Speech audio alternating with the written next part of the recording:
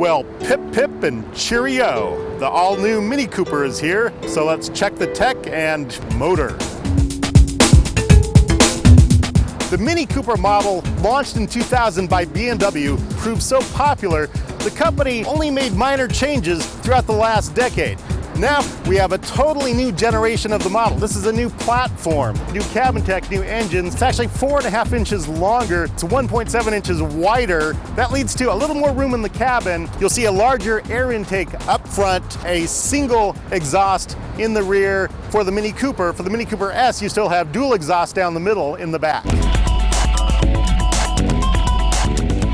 This cabin definitely has a premium feel. I really like these seats. I think this is fake leather here, but they're very comfortable. They're well-bolstered sports seats. It looks like distressed wood here or something. Obviously, it's not real wood. We've got some interesting cues in here that kind of deviate from past Minis. For example, we have a full speedometer in front of the driver instead of on this dinner plate. In this center plate here, we have a large LCD screen. That's where we get all our cabin tech features. We have an engine start toggle switch down here. That's actually an option. And we have this armrest here in the center, which I believe is optional, and I kind of hate. It just kind of like gets in your way. To really show that this has BMW DNA in the cabin tech, they don't call it iDrive in Mini, but we've got this center dial here.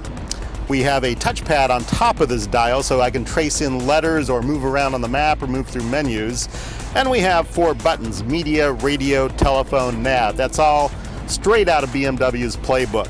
Nice thing about this map, it shows a lot of good detail, traffic information, traffic flow information, traffic jams, things like that. And I also get 3D rendered buildings in certain areas, so they can serve as landmarks if you're driving around. Now, in typical BMW style, now Mini style, we have a split screen here. So right now I've got my map on the left, my music information, stereo information on the right. Right now I've got a USB port down here. I've got my iPhone plugged into it via the white cable. I could also put a USB drive in there.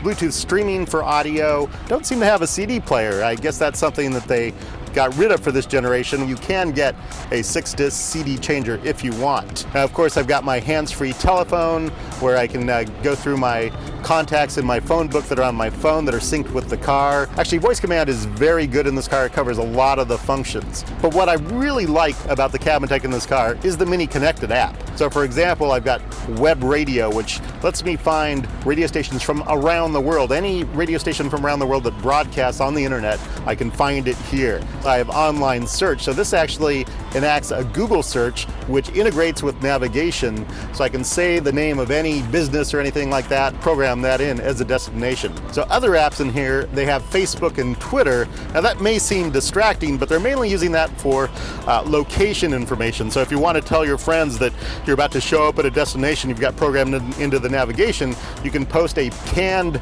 tweet or Facebook update that'll give your ETA to a destination. So that's pretty helpful. One thing they have is called Mission Control. This is kind of fun. One voice, this female British accent voice, is sort of your car, and it gives you information. It says hi, stuff like that. Another British male voice is your engine, supposedly. So when you rev the engine, it says, oh, let's go, stuff like that. Dynamic music is another interesting one that they have programmed in here. So this has some tracks you can download that change as you're driving. When you accelerate, they pick up the beat. When you turn on the turn signals, I would say Mini has the most fun with their app integration of any automaker I've seen. Now finally, we have a Harman Kardon premium audio upgrade in this car. 10 speakers, 480 watts, sounds really good. It's definitely an upgrade I would get in this car. One thing Mini Coopers have always been lauded for is their what they call go-kart-like handling. Put it into its sport mode, drop the transmission over to sport program, and see how it does. It's kind of fun, but it's not quite as sharp as the previous generation. Brakes are a little disturbing because they're not that grabby. A little hard to modulate. They don't give me a lot of stopping power. And this car definitely lets you play a bit with the handling. It may not be a super track star. I think it's something you can have a lot of fun with on the weekends. Ooh, wow.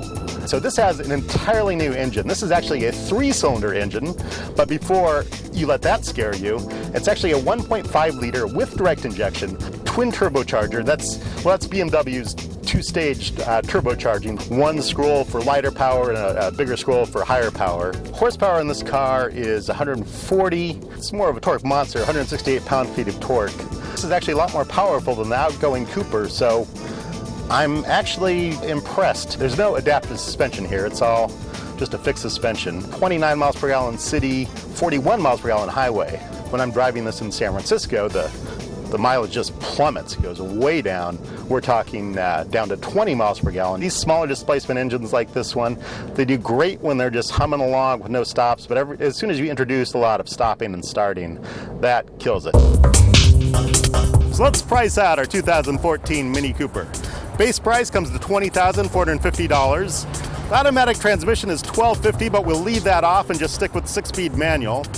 To do it up CNET style, we'll add what Mini calls the fully loaded package. That gets us navigation, Bluetooth, Harman Kardon sound, and LED headlights for $4,750. The wired upgrade package adds a heads-up display for $1,350, and an adaptive suspension is only $500, so that's a no-brainer.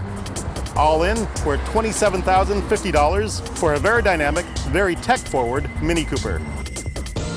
Leaving the Mini Cooper S out of the question entirely, this new Mini Cooper is a big improvement over the previous one. I really enjoyed the handling, even though it's not quite the same as the previous model. But most important, the Mini faithful are going to love the continued retro styling of the Mini Cooper.